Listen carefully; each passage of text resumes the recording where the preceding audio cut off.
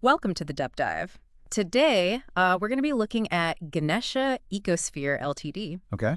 and they're making a big splash in the world of recycled polyester, turning those plastic bottles we all see into clothing and carpets, all while aiming for a more sustainable future. Yeah.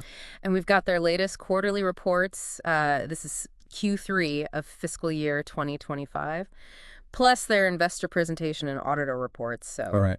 it's a lot of stuff to go through. It is. Yeah. It's like a financial detective novel. It is, You yeah. get to unpack it all. Yeah. Really see what's going on. So I think first things first, when we're looking at a company, I would do. yeah, revenue right off the bat, their consolidated revenue is up almost 40% year over year. Wow. That's a huge jump. Yeah. Even standalone, just looking at Ganesha itself, there's a healthy 9.1% increase. Right. And what I think is fascinating there Yeah. is that kind of growth points to a successful expansion strategy. They're not just maintaining, they're actively reaching new markets Huh. and potentially even making acquisitions, Mm-hmm. which we often can kind of spot in the statements. Right, yeah. And so revenue is only part of the puzzle, right? Absolutely. What about actual profitability? Are they making money from all this growth? Consolidated profit after tax, the PAT, is more than triple what it was in Q3 last year. Okay. That's a massive win. But here's where things get a little curious. The standalone PA for Ganesh itself is actually down a bit. Okay. How can that be? So that's a great question. And to really understand it, we have to kind of go a little deeper into a metric called EBITDA. Earnings before interest, taxes, depreciation, and amortization. Okay. And EBITDA is really useful, especially for a manufacturing company like Ganesha, because it shows their core operational profitability. It strips away things like taxes and interest payments, which can be unpredictable, Right. and focuses on the money they're making from their actual operations, Mm-hmm. which for Ganesha is a lot of heavy-duty equipment, Yeah. hence depreciation being excluded. So we're really getting down to how efficiently are they running the business itself? Yeah. How effectively? Yeah. So what is Ganesha's EBITDA telling us? Well, their standalone EBITDA margin, that's EBITDA as a percentage of revenue, has shrunk. Oh. Yes, it's down to 8.7% from 12.7% Yeah. in the same quarter last year. So that's a definite squeeze. A shrinking margin is never good news. Should we be worried? Is this a blip or a sign of trouble? If we kind of connect this back to Ganesha's investor presentation, there's a clue there. They mention feeling pressure on margins in their RPSF business, which is recycled polyester staple fiber. Okay. And they blame it on supply and demand dynamics, maybe too much supply or the raw material costs are going up.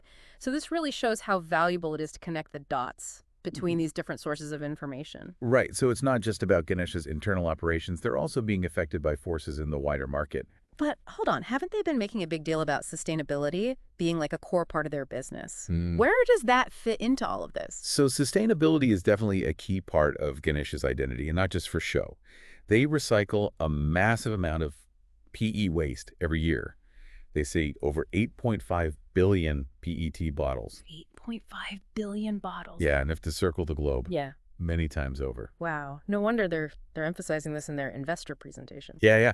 But it's not just about the quantity of recycling. They're also moving up the value chain. They're producing more high-value rPET products, like bottle-grade chips. Bottle-grade chips, what are those? So think about it. These are recycled plastic chips Mm-hmm.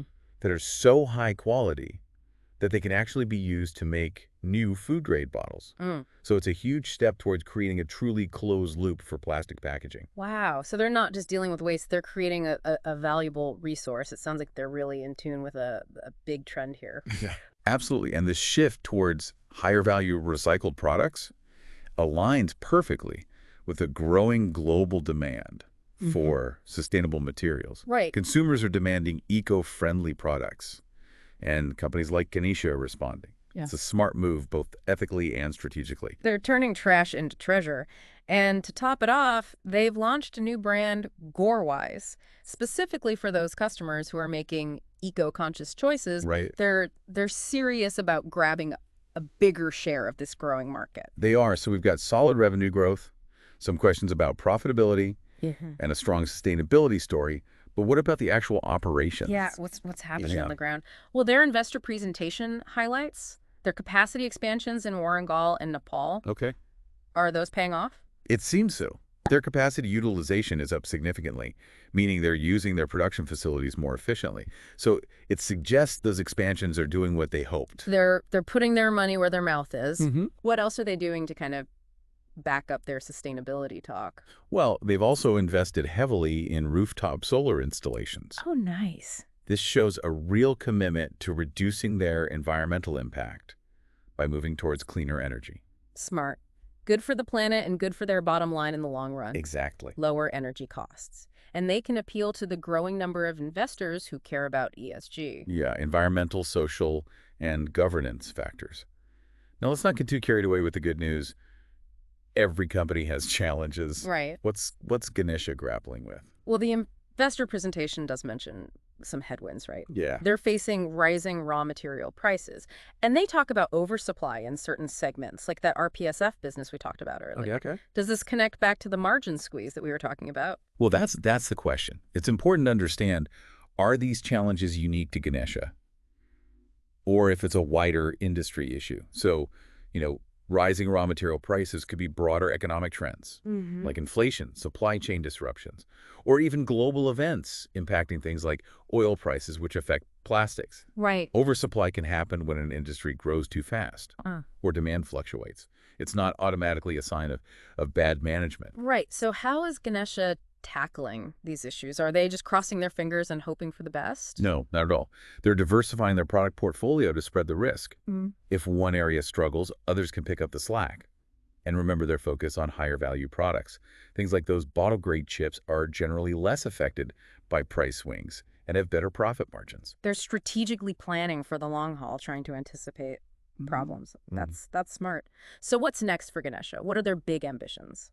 Their stated goal is to become a global leader in recycled plastic products. Ambitious. Ambitious, right? They're aiming for the top. How do they plan on getting there with all these challenges and competition? Well, they plan to increase their recycling capacity by 2025, 2026. That's a strong signal that they're confident about their growth potential. But here's something else that could give them a big boost. The upcoming wave of regulations that favor recycled materials. Oh. So governments all over are pushing for sustainability. Yeah. And this could be a huge tailwind for companies like Ganesha. Oh, interesting. So if the rules change in their favor, they're in a prime position to benefit. Exactly. They're already ahead of the curve with the recycling infrastructure and expertise. So if these regulations become reality, they could have a serious competitive edge. It's a pretty fascinating situation. We're looking at a company on the rise, facing challenges head-on, and potentially riding a wave of change that could transform their industry. This deep dive is turning out to be quite a story. We're seeing a company that's not just talking about sustainability. They're living it, and it's paying off. But we've only just begun to explore their story. There's a lot more to uncover, so stay tuned as we go even deeper in part 2 of this deep dive. Welcome back to our deep dive into Ganesha Ecosphere Ltd. We've covered their financial performance, their commitment to sustainability, and some of the challenges and opportunities they face. It's amazing how much information is packed into these financial statements and reports. It's like piecing together a puzzle to understand the company's strategy. Absolutely. And while we've looked at the numbers, there's another piece we haven't explored yet, the human side. Oh, right. We've talked about profits and sustainability. Yeah. But what about the people behind the company? Who are they? What are their motivations? Right. The investor presentation could offer some insights, right? It does. We learned that Ganesha Ecosphere Ltd. was founded back in 1987. Wow. Okay. By a man named Shyam S. Sharma. He's still the chairman of the company. Yeah. Leading it for over 3 decades. Wow, over 3 decades of leadership. He must have seen the recycling industry change drastically. Imagine the transformation from the early days of recycling to the sophisticated technologies and global reach they have today. It speaks volumes about his vision and resilience. It also suggests a deep commitment to the company's mission. Absolutely. He's not just in it for a profit. He's built a legacy. Exactly. And it's not just Mr. Sharma. The investor presentation highlights their professionally driven organization with a qualified and experienced management team. They even dedicate a slide to showcasing their leadership, with photos and bios of key executives. That's a smart move. It puts a human face on the company, building trust and confidence for investors and customers. Transparency is crucial, especially for a company like Ganesha. operating in a sector like recycling. They face scrutiny from environmental groups Hmm. and investors who are concerned about ethical practices. So we're starting to get a sense of the people driving Ganesha Ecosphere Ltd. But let's zoom out and consider the bigger picture.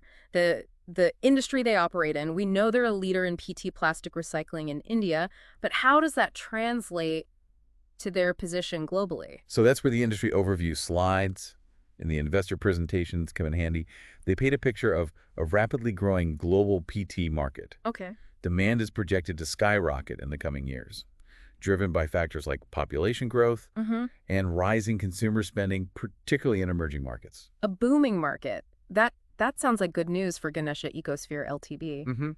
But wait, doesn't more demand for PT also mean more plastic waste? That's the double-edged sword of this industry. Yeah. While the growth presents opportunities for companies like Ganesha, it also underscores the urgent need for sustainable solutions to manage the increasing volume of plastic waste. So that they're in a unique position, poised to capitalize on a growing market, Right. while simultaneously addressing a critical global challenge. Precisely. And they're not just riding the wave. They're actively shaping the future of the industry. Remember their focus on those bottle-grade rPET chips? Right. That's a game changer. They're not just recycling plastic. They're creating a closed-loop system, turning waste back into valuable materials that can be used repeatedly. And that's where this concept of the circular economy comes in. It's gaining momentum worldwide, and it's at the very heart of Ganesha Ecosphere Ltd's vision. Okay, let's break that down. What exactly is the circular economy? And why is it so important? I have to admit, I'm a little fuzzy on the details. So the circular economy aims to eliminate waste and pollution by keeping materials in use for as long as possible. Okay. It's a departure from the traditional take, make, dispose linear economy, which is incredibly wasteful and environmentally damaging. So instead of discarding things, we find ways to reuse, repair, remanufacture, and recycle them. That's the idea. And it's not just about environmental benefits. The circular economy has the potential to create new jobs, stimulate innovation, and make economies more resilient. It's a win-win-win scenario. I can see why Ganesha Ecosphere Ltd is so passionate about it. Right. It aligns perfectly with their mission of making our planet a better place to live in for the present and future generations. And they're not just talking about it.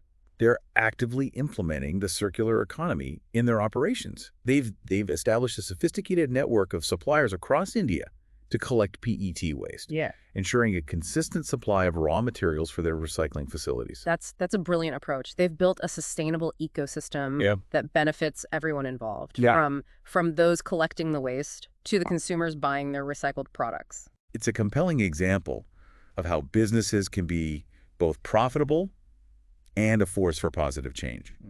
And they're not stopping there. They're constantly innovating, developing new recycling technology, and expanding into new product categories. Remember, they mentioned exploring other types of plastics like HDPE, LDPE, and PVC. Right, yeah. That could be huge. So it sounds like they have a clear roadmap for the future. Yeah. But every journey has its bumps. Right.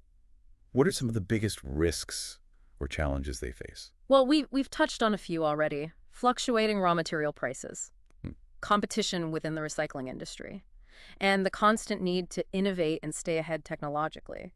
But there are also broader macroeconomic factors to consider, such as global trade tensions, geopolitical instability, and the ever-present threat of climate change. Right. Those are major issues. Yeah. That can impact any business, no matter how well managed it is. Right. And we can't forget the potential impact of regulatory changes. Governments worldwide are still figuring out how to best manage plastic waste.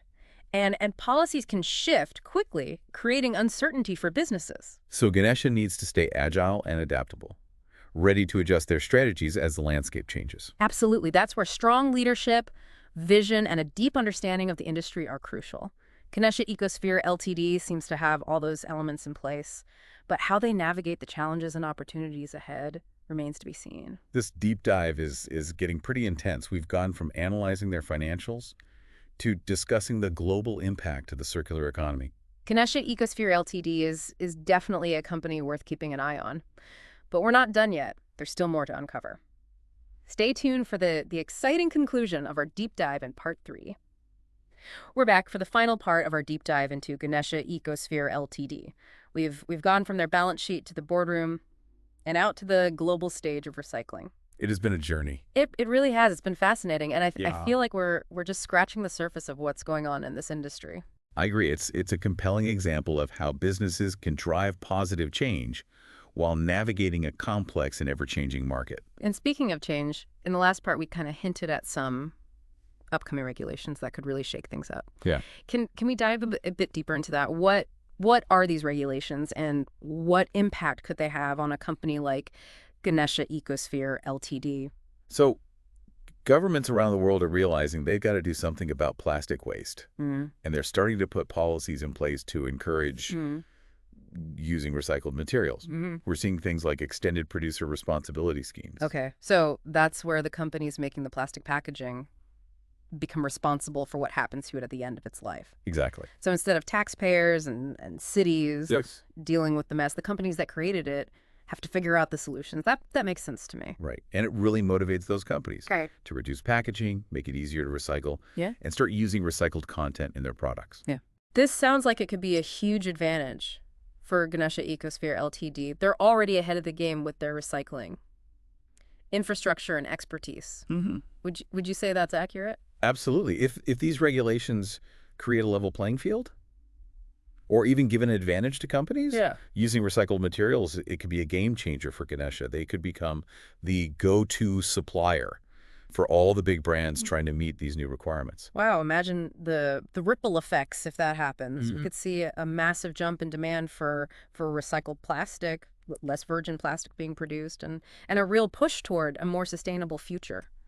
It's exciting to think about. It really is. And we're already seeing some of this happening. Big brands are pledging to use more recycled content, Mm-hmm. and customers are voting with their wallets, choosing eco-friendly products.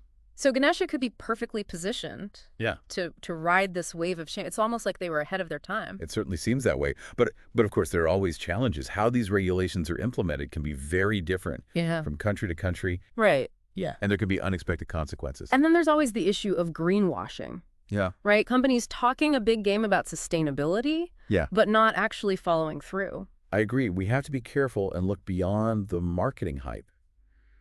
Are they truly committed to sustainability, or are they just trying to cash in on the trend? From what we've seen, Ganesha Ecosphere Ltd. seems to have a pretty solid track record. Mhm. Their commitment to recycling goes way back, and they've made real investments in sustainable practices. I agree. Their actions speak louder than words, Mm-hmm. but it's crucial to stay informed and hold them accountable, Yeah. just as we should with any company claiming to be sustainable. So we've got this potential boost from regulations, a growing global awareness of the importance of recycling, and a company that appears to be walking the walk. What's next for Ganesha Ecosphere Ltd.? What are their plans beyond India? So their goal is to be a global leader in recycled plastic products. And they're not just talking about it. They're already making moves in that direction. Yes, their investor presentation mentioned they're exporting to over 20 countries and planning to expand their international reach even further. They're attending international trade shows, Yeah. building relationships with potential partners and customers Mhm. all over the world. It's a bold plan, but it seems like Yeah. they have a solid strategy and the resources to pull it off. And it's not just about selling more products. Remember their hints about expanding into recycling? Other types of plastics? That's right. That could be a huge opportunity. Imagine the impact if they apply their knowledge and resources to tackle recycling materials like HDPE and PVC. Those are everywhere. Yeah. It's an exciting prospect. Yeah. But expanding globally always brings new challenges. Right. Different regulations, cultural differences, logistical hurdles. It's a big leap, but they seem to have the drive Yeah. and the know-how to make it happen. And they've consistently demonstrated their ability to adapt and innovate over the years. This deep dive has been a wild ride. We've gone from financial reports to global trends to the future of recycling. It has been a journey. But as with any deep dive, I'm left with more questions than answers. That's what makes it so engaging. It sparks curiosity and makes you want to keep exploring. So, dear listener, we'll leave you with a final thought. Everything we looked at today has focused on PET bottles. But the world of plastic recycling is vast. What if Ganesha Ecosphere Ltd. succeeds in expanding to recycle other types of plastic, as they've suggested?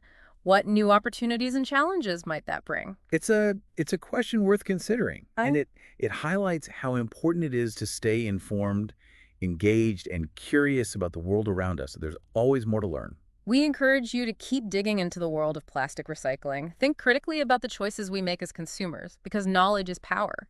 And the more we understand these issues, the better decisions we can make to shape a more sustainable future. Well said. That concludes our deep dive into Ganesha Ecosphere Ltd. We hope you enjoyed the journey and learned something new along the way. Thanks for listening.